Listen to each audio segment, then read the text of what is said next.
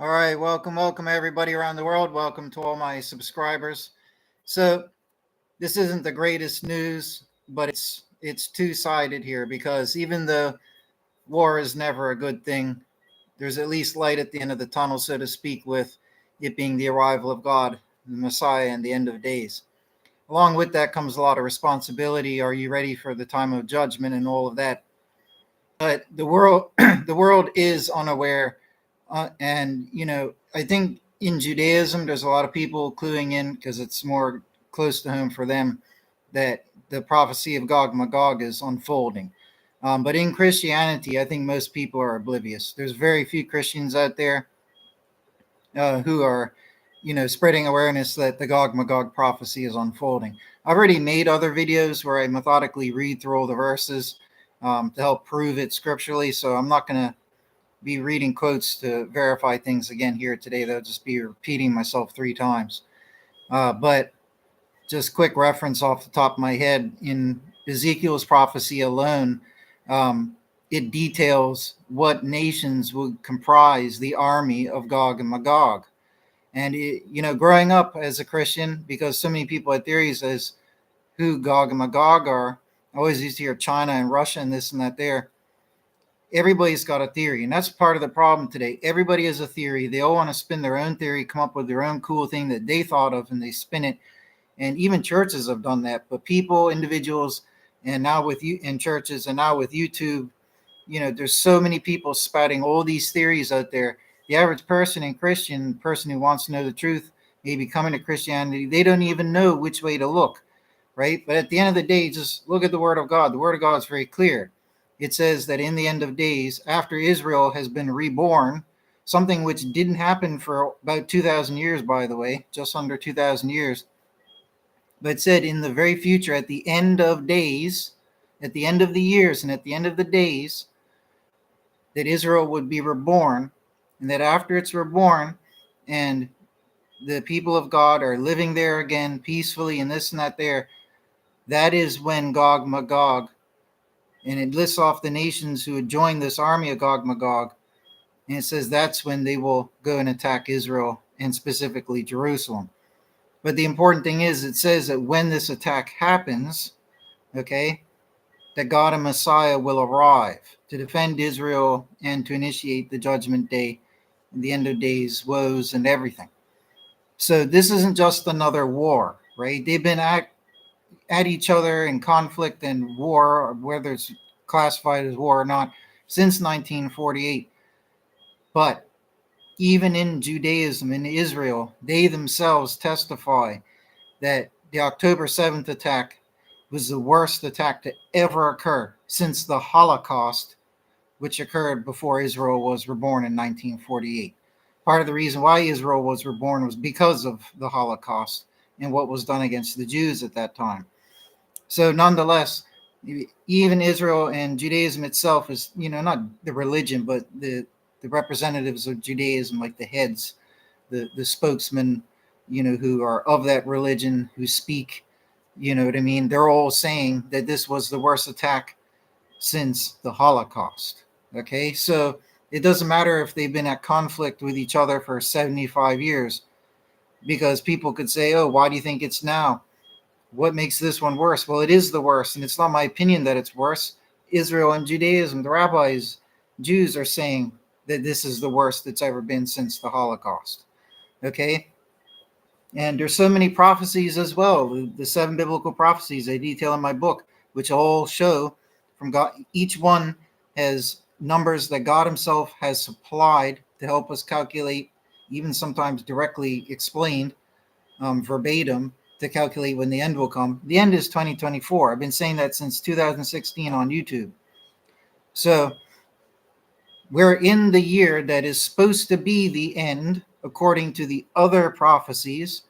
And there's this separate prophecy, not of those 7, Ezekiel, which says, and there's no numbers attached to Ezekiel's prophecy, it just says, at the very end of days, they will mount up a huge attack. When they start the attack, it doesn't say if it will last days or minutes or weeks or months or years. They don't specify, but it says that when Gog Magog, these certain nations, which include Iran, called Persia, which is Iran.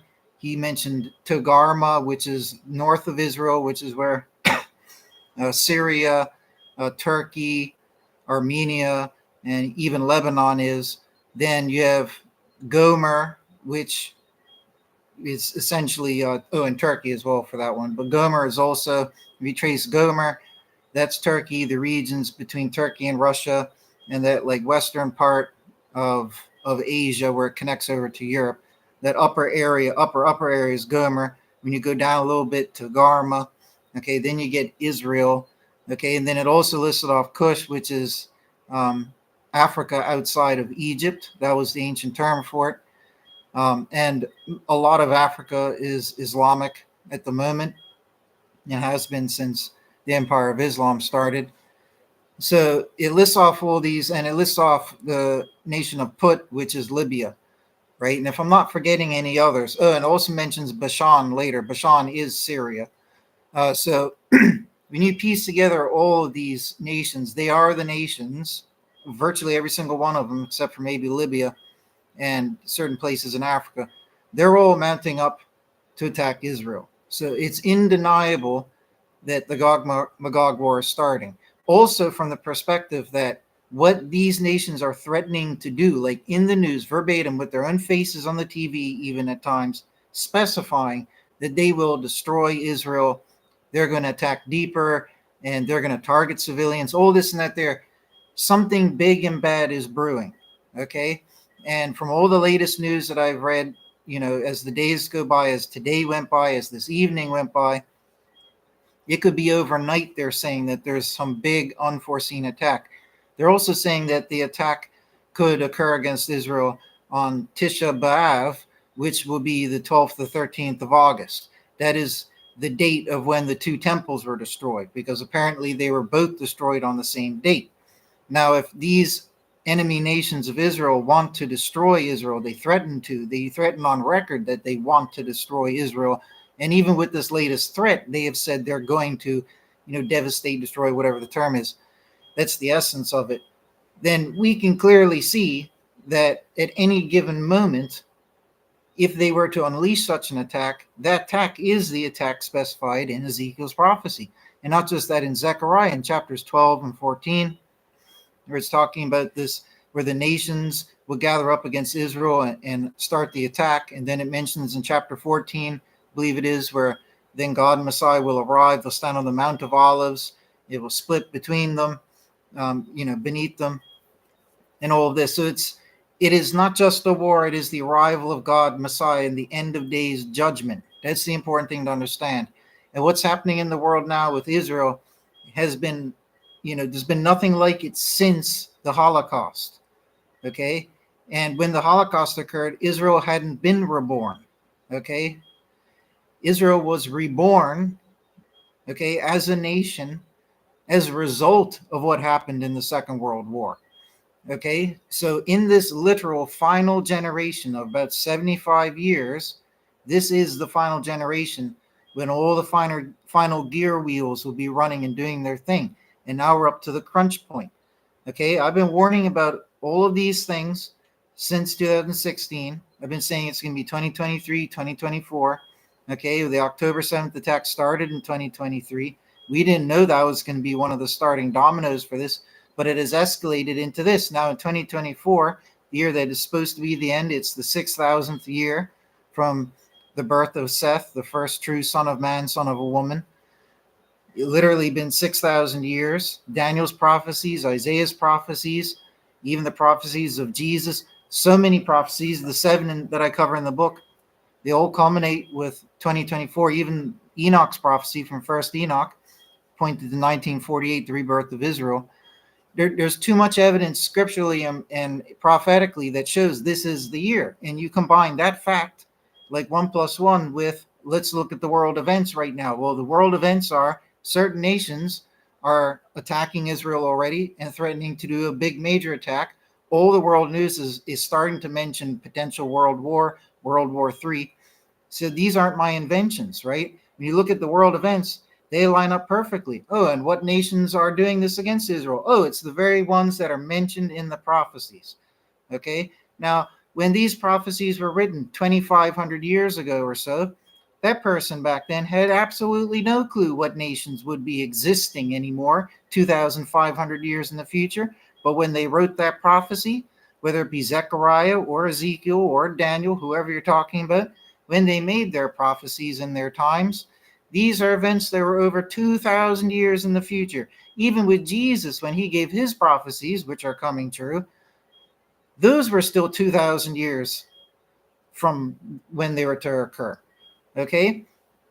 Jesus, for example, said, very famous prophecy, everybody has overlooked when it talks about the fig tree being reblossoming. That he says, when you see the fig tree putting forth new shoots, new growth, that means I am at the doors ready to arrive. Now, the fig tree, biblically, if you look up the occurrences of the term fig tree, you will see that in the Bible, the fig tree is the metaphor for Israel. That's not my invention. That's what the Bible uses it as.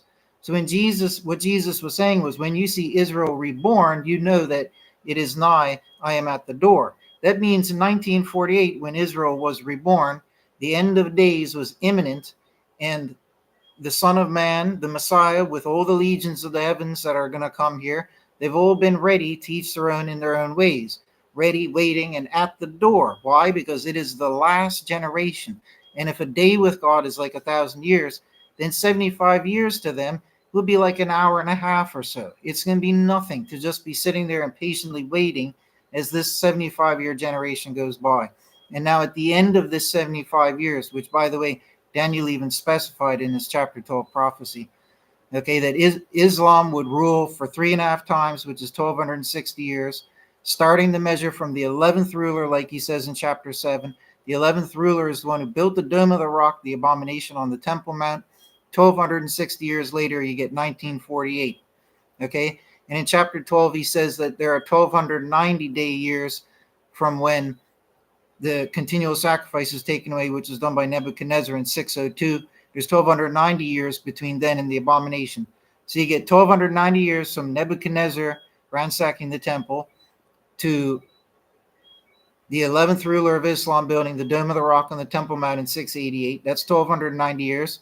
And then, and then from there, you have an additional 75 years to take you to the 1,335th. Because after God showed Daniel about the period of 3.5 times, Daniel said, what is the latter end of these? And that's when God said, blessed is he who waits earnestly and does come to the days 1,335. And, blessed are you because you will stand in your lot at the end of days. Okay? So that's the extra 75 years. On top of 1,260 takes you to 1,335. 75 years after 1948 is 2024. The same date from all the other prophecies. You look at the world events, it's about to happen. So Iran has nuclear capability. They could very well have nuclear weapons. That's a possibility. Now, would they ever actually nuke Israel?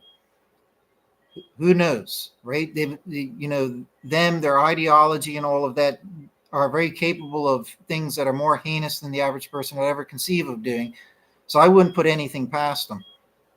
I think that they wouldn't want to destroy their own monuments that they call holy, even the Dome of the Rock. I don't think they would want to destroy those things. But the scripture says they will attack Israel and specifically Jerusalem.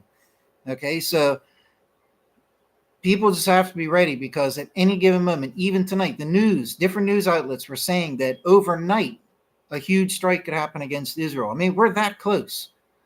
We're that close to either a possible world war or the biblical end of days. And I think there's more tangible evidence that it's the biblical end of days than just a world war, because there's all that prophecy. You can't just ignore all that prophecy. It's 2024. This is when it was supposed to happen. And look, it's starting to happen. Okay? The only thing that remains is for them to attack Jerusalem. They've already started their attack on Israel, right? But it's when they attack Jerusalem, when they surround and attack Jerusalem, okay? And again, we don't know if it's going to take minutes, days, weeks, months, maybe even years. I highly doubt months or years, but we don't know how long that siege is going to last for. In Zechariah, he calls it a siege, when the nations will come up against Israel in that day of siege. If these nations are to attack Israel on Tisha B'Av, on the 12th, 13th of August, that would be the day on which the first and second temple were besieged. It was the day of the siege of Jerusalem, both times. If they were to do it, again, they've claimed that they would do it, right? I think they did claim that they would do it, or it might be that the experts deduced that they probably would do it. So I'll just say that to be uber clear. But a lot of people are expecting it to happen on Tisha B'Av, right? So, but if it did, my point was that it would just be following suit. The first destruction of Israel and Jerusalem, then the second, and then this would be the third. And that's corroborated, that motive would be corroborated, that hypothetical motive would be corroborated by the fact that they're out there, these nations, threatening to destroy Israel. It's always been their modus operandi anyways, to get rid of those people and everything, right? In whatever way they want to word it. So the motive is already there. So I'm sorry, but we are one step away at any given moment. And all I can say is, are you right with God? And I'm not saying that like some churchy guy standing on the corner. That's between you and God, no matter how I say it. Are you right with God? Like today, I did a little sin today. I did a few little sins recently. Overall, I've reformed, and I would like to say that compared to the rest of my life, I'm more pure now than I've ever been before in my life. But I'm not perfect. But is that good enough? I'm just speaking for myself, but as an example for everybody, is that going to be good enough? What if tonight it starts, okay, and maybe it'll take a few days, maybe it's not going to be instantaneous, but what if it starts tonight and then within a week or something, it's the judgment day? And what would God say to me or to any of you if you're still doing sins, big, small, many, few? What would he say to that? So that this is your chance now, and it might even be too late. You could say, I mean, God might say, why'd you change a few days before the end? You had your whole life to become better. That's the point. You got to get right with God. You can't say there's no evidence that this isn't going to happen or that this is just Bible fairy tales, because too many prophecies have come true. I have another video where there's like 25 or maybe even up to 40 different prophecies from the Bible. They were foretelling the timeline of events leading off from 2,000 plus years ago to the end of days. And all of these events, near impossibly, actually came true. Okay, so there's over 25 biblical prophecies that couldn't be guessed from 2,000 something years ago. They were foretold, they weren't guessed, and they all came true, even to the exact years. Okay, and if you think about it like a line of dominoes, and let's just say we had 25 dominoes, and you hit the first domino, if each one of those things comes true, then all the dominoes are falling over, and they're going to hit the next domino and the next domino, and the very last one, even though it's the very last one to happen, that one's still going to fall over because it's following suit, right? So right now, we're existing in a reality where the 25 plus Bible prophecies mapping out that 2,000 years until the end of days, all of those have come true.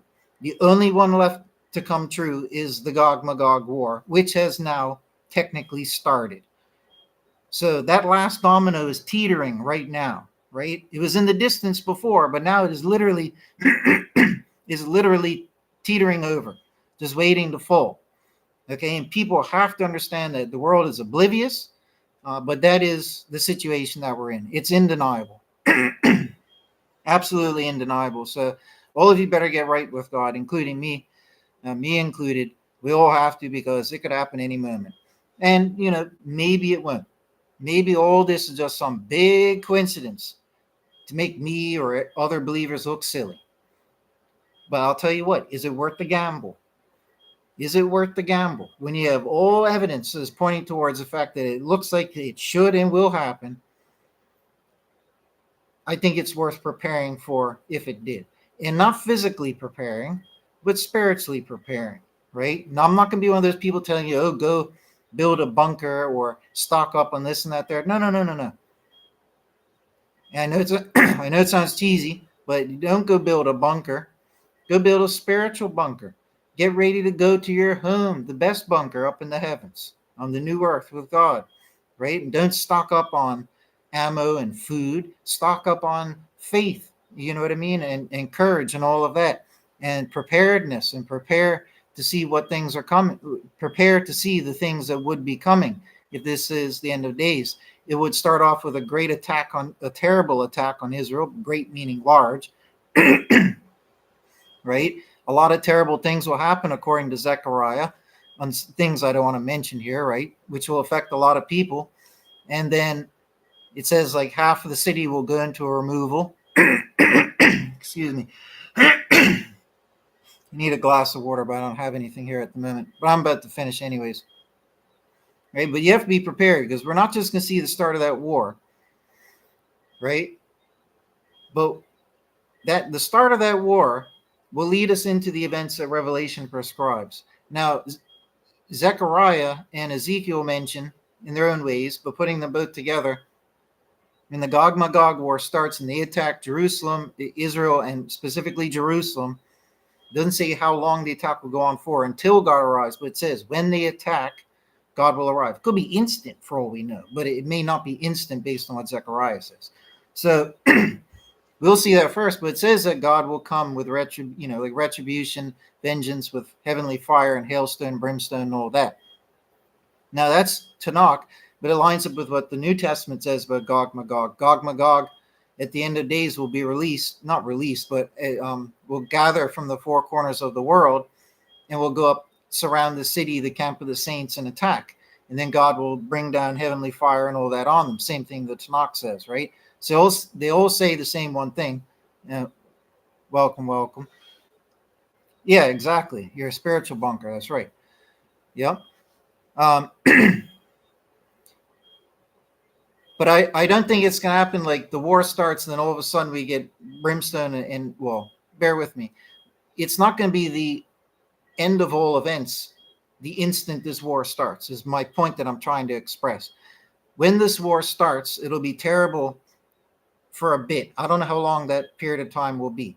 The things that Zechariah talks about and all that will likely occur if the prophecy is accurate, right? Hopefully not, but probably will.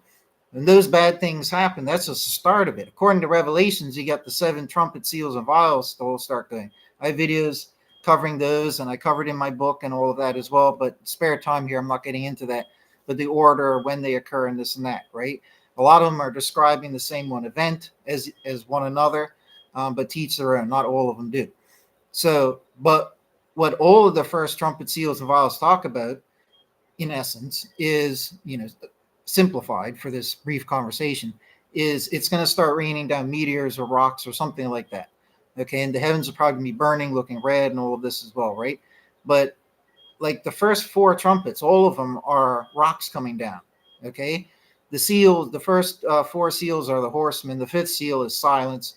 The 6th seal, just going off my memory here, I might be off a little bit, but I might actually be correct. The 6th seal or the 5th seal, the sun goes dark and the stars start falling, right? Which is the same as the 6th trumpet and the 6th vial. And then the 7th trumpet, seal, and vial are all describing the same one event, which is the mega mother load of meteors or whatnot comes down and utterly destroys everything, along with an earthquake, voices in the heavens, thunders, lightnings, and great hail. 5 different descriptors, and the 7th of each consists of the same one thing, because they're all talking about the same one event. Now, when God arrives, according to Ezekiel and Zechariah, that's just, in my opinion, logically, that final event, like the 7th trumpet, like it is finished. God is coming. It's the ultimate rain down of all these meteors or whatever it's going to be. Maybe a giant volcano explode and all those rocks will come down. Or maybe it's going to be some meteors or comets or whatever. I don't know. But in either case, there's going to be a lot of events leading up to that 7th trumpet, seal, and vial. Okay? Like I said, the first 4 trumpets are all rocks coming down and hitting. One of them is described as a mountain. Okay? 1/3 of all things in the sea will die. Right? Big major change is happening to the landscape. All the plants, it says, will burn up. Okay? All the trees or whatever it says. Just in the first 4 trumpets. And these are all rocks coming down. Okay? Then when you get to the fifth trumpet, it says that another star comes down. Now that could be literal. It could be a metaphor. It might still be a rock coming down, or it might just be the angel coming down. In either case, it describes, again, something falling down from the heavens to the earth, and it splits open something on the earth and lets out all this smoke and dust, which darkens the sun and the moon, and then lets out all these demonic monsters upon the surface. Okay, that's the fifth trumpet. The sixth trumpet is when the fallen angels get released, the chief fallen angels, and they go on to destroy, to slay one quarter or 1/3 of mankind. I think it's 1/3. So all of these things are happening. We're just talking about, the first few trumpets, the fifth, the sixth, the seventh, the biggest and the worst thing hasn't even happened yet, right? And like I said, with the seals, the first four seals are the four horsemen. I believe the seals get opened rapidly, like 1, 2, 3, 4, because the four horsemen are always talked about in the Bible as coming together. The first horseman, the white one coming to conquer, riding on a white horse, is Jesus, because elsewhere in Revelation it describes Jesus doing that, coming on a white horse to conquer, right? Then you have saving some time, right? Those horsemen all come. The fifth trumpet, the fifth seal, I think, is a moment of silence. And either the fifth or the sixth gets into the sun darkening and all that. So just without reading all the quotes, you can check in my books or in my videos on my channel, right? But just a quick little synopsis off the top of my head, just giving everybody a little illustrative order of events of what will happen, right? We don't have to nitpick about exactly when, right? But those are the basic things that are going to happen. So like I said, the fifth and the sixth trumpet are dismal, right? The earth has been split open somewhere. The abyss has been opened up. Fallen angels, demon monsters, and all that will be coming out upon the surface. We as Christians, or anybody else who's going to be redeemed on the judgment day, because only God can say who gets to go or not. We can't say certain people can't be accepted. It's up to God. But whoever is going to be redeemed at that time is still going to be on the earth, because it says multiple places that we will be here when Jesus arrives. Jesus arrives at the final trumpet, the seventh trumpet. When the seventh trumpet sounds, the dead, Jesus will arrive, and the dead in Christ will rise. Okay, when the resurrection occurs, they will, those living will not precede those who are resurrecting, right? So the resurrection will occur as Jesus comes, but Jesus comes like lightning, right? And then when the resurrection occurs, those who are alive, who are worthy, will be translated. Then we rise up together. Okay, that's the basic simplified order of events. But that's at the final trumpet, which is the same event that the seventh seal and the seventh vial are all describing, with the heavenly voices, the thunders, the lightnings, the earthquake, and the great hail. All the same one mega end of ends event, right? So the only thing that I've left out right now are the vials. I've talked about every single other thing, right? The seven trumpets and seals. So with the vials, the first vial appears to be some type of cosmic disease, right? A bacteria or a virus. It seems to be similar to Ebola in its effects, like a hyper Ebola. And I only say it's probably cosmic because it's less fantastic and fairy tale-ish, to put it that way. It's more realistic and down to earth if a meteor or meteors or whatever were striking the earth and some foreign disease got brought here that proliferated like crazy. Okay, that would be a more plausible scenario than some mystical, magical disease that only attacks bad people. You know what I mean? So it's just more realistic. So I think that the first vial, which is the plague on those with the mark of the beast, if that's the first of the seven vials that's going to come out, and you think about in order with the other events, the space rocks coming down and whatnot, the heavenly fire coming down, it's going to be occurring, this plague, at the same time. So think about it. Space rocks come down and a plague breaks out. Obviously, the plague probably came from the space rocks. It's not rocket science. So that's what I think is going to happen, but that makes it a more plausible and realistic scenario. That's my point. They found bacteria on meteorites. It's not some foreign thing. They found organic compounds, if I'm not mistaken, surviving the extremes of space. If I'm not mistaken, I'm sure they have. Even bacteria. So it is entirely possible.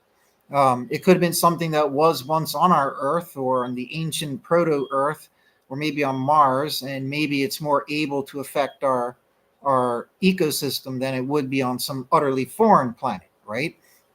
After all, most of the asteroids in the asteroid belt are the result of things that were related to Earth or Mars in ancient time. So that, unfortunately, is what we're going to see happen. So it's not just that we're going to see meteors and stuff starting to hit the Earth after the Gog-Magog war breaks out upon Jerusalem. So they're going to start that war. And somewhere along the lines, just like with Sodom and Gomorrah, all these rocks are going to start falling down. Then at that same time, because remember, the first 4 trumpets are all rocks coming down. It's not like you're going to look up at it and be like, oh, that's rock number 1 from trumpet 1, and that's number 2 from number 2. It's just going to be a pile of rocks pummeling the earth at whatever rate and sparsity, right? They're just going to be pummeling the earth. At some point along those lines, the plague is going to break out on those who have the mark of the beast. Okay? And it says in Revelations in 2 different places that when all these events have started, the angels will be going around to all the people, to the worthy ones, to seal them, for them to be taken away. Okay, so this is what's going to be transpiring. So that war will start when they attack Jerusalem specifically, not just Israel, but when they surround and attack Jerusalem, when the attack goes upon Jerusalem, even if they don't fully surround it, at some point, if not immediately, but at some point, there's going to be an onslaught of meteors, comet debris, or maybe a big volcano erupt, something with rocks coming down. When you see that occur, somewhere in the world, this plague will have broken out, according to the Bible. Okay? And during this time, because all the events will be happening rapidly, I have another video, I think I covered in the books as well, where based on a dozen or more, maybe 2 dozen verses, it says that all these events will take place in an hour. Now, if that's true, there's a lot of evidence for it. You know, I'm okay with whatever it is, right? But the evidence does show that it's all going to take place in an hour. Even if it doesn't, it's all going to take place in a day. It's called the final day. Okay, so many verses where it talks about this day, this final day, all the things will happen on. In 1 hour she was laid waste, from Revelations. All your plagues will come upon you in 1 hour. It says this many, many verses, right? So my point is these things will be happening very, very quickly. Okay, there's no need for a magical disease or anything, and this foofy far out stuff. It's rocks will be hitting the earth.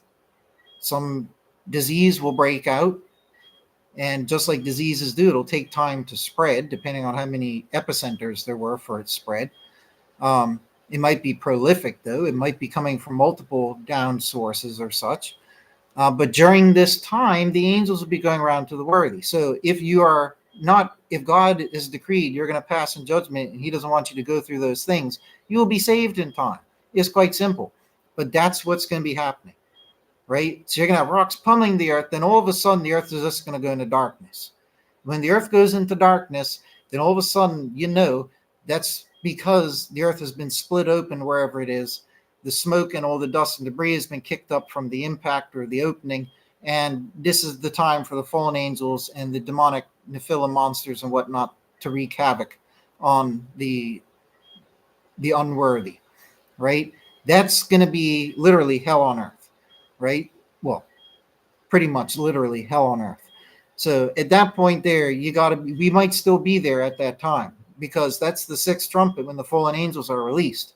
It's not the 7th yet. Jesus comes at the 7th trumpet. So we're all going to be here. And it says, where it talks about the 5th and the 6th trumpet, in those verses, it says, do not harm. The angels tell the beings, the bad beings, don't touch any grass or tree or touch any person until we have finished sealing them all. Okay, so we are being sealed when all the crazy stuff goes down. Okay, so you got to hope and pray that an angel will be coming to you then, or God or Jesus, Messiah himself, be coming to you. Because if you don't see anybody turn up to get you and all that bad stuff is going down, you could be forsaken, right? But I would say keep hope and maintain hope until the very, very end. Maybe God will have given you a little chance to redeem yourself, and you might be able to squeak your way through and earn it if you prove yourself. You know what I mean? So never give up hope. Because even once the fallen angels and such are wreaking havoc on the earth, destroying 1/3 of mankind, we still have to wait for the 7th trumpet. Now, it allegedly will be happening all within 1 hour, but it'll definitely be happening all within 1 day. So that trumpet will come pretty soon. When that final trumpet comes, we probably won't have been counting them. We may not even actually audibly hear them, for all we know. But when that 7th trumpet comes is when Jesus arrives. We'll see the sign of the Son of Man in the heavens, which is probably what Daniel describes it being like in chapter 7. We'll just see the heavenly armies arriving. It's going to look like something up there. And when we see that, whether we hear a 7th trumpet or not, that's Jesus arriving. When he arrives, It's going to be like lightning. They go across the earth. He says he's going to send out his angels to the four corners to gather the chosen. It's the harvest time. And just like with Sodom and Gomorrah, he's going to harvest all the good and worthy out with the help of the angels. And then the cosmic destruction is going to complete. So Jesus comes at the very, very end with the seventh trumpet. The dead rise. We are translated. We join the resurrected, once we've been judged, and we go up, right? And it is during this seventh and final trumpet, it says what? There are voices in the heavens, thunder and lightning, then an earthquake and great hail. So a great earthquake will take place. Okay, so when God and Messiah have arrived upon the earth itself, it's going to be those final things. Anyways, I got to go. Take care, folks.